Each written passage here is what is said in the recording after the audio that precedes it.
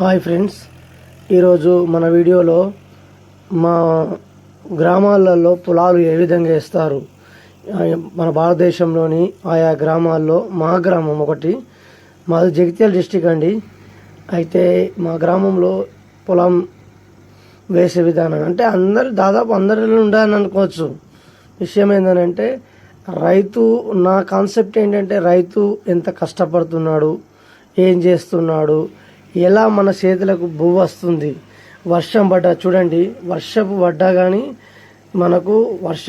కానీ మేము రైతులము వరి నాటు వేయడానికి వెళ్తాం.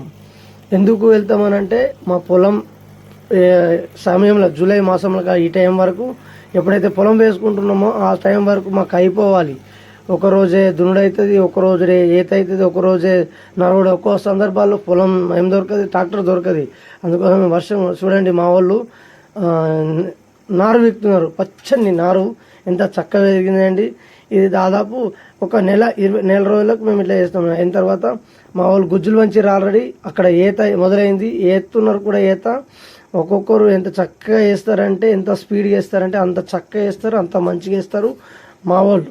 ఆ ఛానల్ ప్రకృతి ప్రేమికుడు రైతులు, మీ ప్రకృతి ప్రేమికుడు ఎప్పుడైనా చూపించడానికి సిద్ధంగా ఉంటాడు. మీ నేచర్ లవర్. అంటే ప్రకృతి అనేది చాలా మంచిది, కలుషితం లేనిది.